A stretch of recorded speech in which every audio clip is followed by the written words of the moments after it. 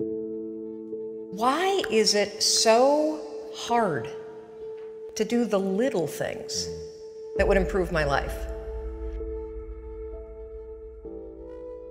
The way that our minds are designed is our minds are designed to stop you at all costs from doing anything that might hurt you.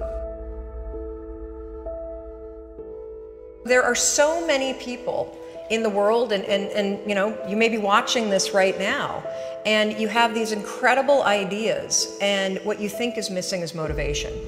And that's not true. Because the way that our minds are wired, and the fact about human beings, is that we are not designed to do things that are uncomfortable or scary or difficult. Our brains are designed to protect us from those things because our brains are trying to keep us alive. And in order to change, in order to build a business, in order to be the best parent, the best spouse, to do all those things that you know you want to do with your life, with your work, with your dreams, you're going to have to do things that are difficult, uncertain, or scary, which sets up this problem for all of us. The one thing we have in this world is we can't control the events, but we can choose what to focus on, we can choose what things mean, and we can choose what to do. Those three choices, those three decisions really control our life. You can always make a decision. That's always in your control. Staying with somebody that treats you like garbage is a decision. It is. Staying at a job that you hate is a decision. Staying in the body that you are not proud of is a decision. Is it going to be easy? No, it's not going to be easy to change. It's simple. It's your job to push yourself. It's not the smartest people who achieve success. It's the people who procrastinate less, make fewer excuses, as they take actions every day towards the goals that they want to achieve. Indecision is the thief of opportunity. Indecision means the door is still closed. Indecision means the opportunity waits. Indecision means what could be is postponed or may never be.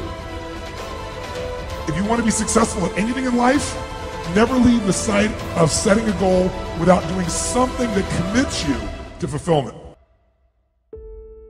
The next morning, the alarm goes off, and I pretended NASA was there. It's the stupidest story. I literally went 5, 4, 3, 2, 1. I counted out loud, and then I stood up. And I'll never forget standing there in my bedroom. It was dark, it was cold, it was winter in Boston. And for the first time in 3 months, I had beaten my habit of hitting the snooze button. There were moments all day long, just like that 5-second moment in bed, where I knew, knowledge, what I should do. And if I didn't move within 5 seconds, my brain would step in and talk me out of it.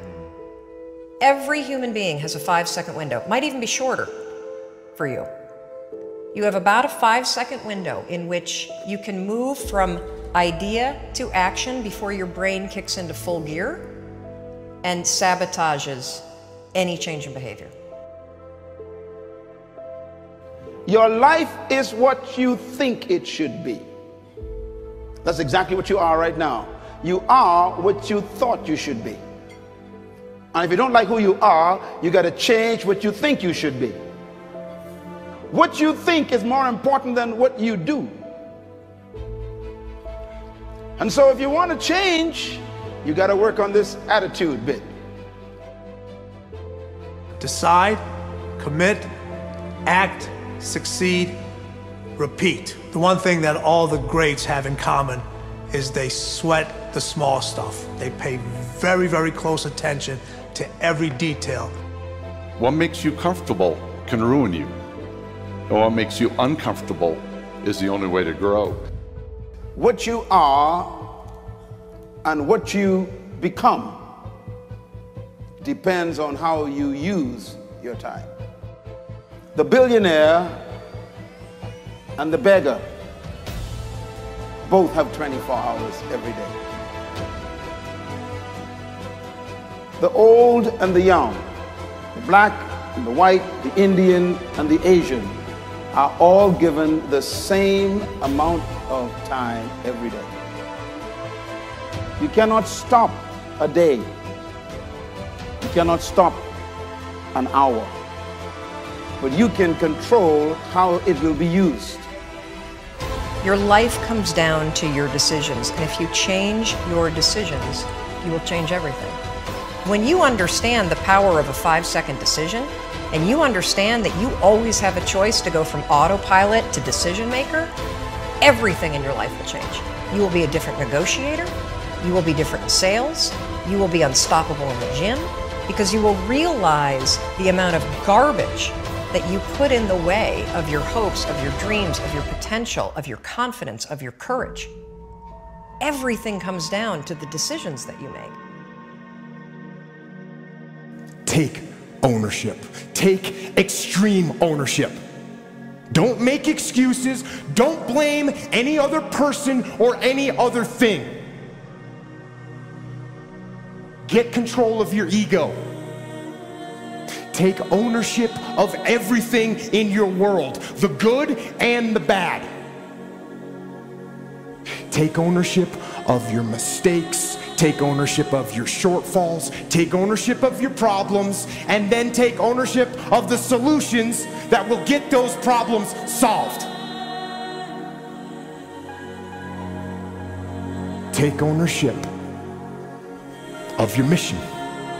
Take ownership of your job, of your team, of your future, and take ownership of your life. The first source of inspiration is deciding.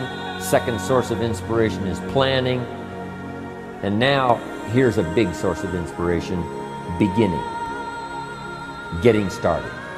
Actually turning thought and the notes on the paper, the plans, actually now committing it to action.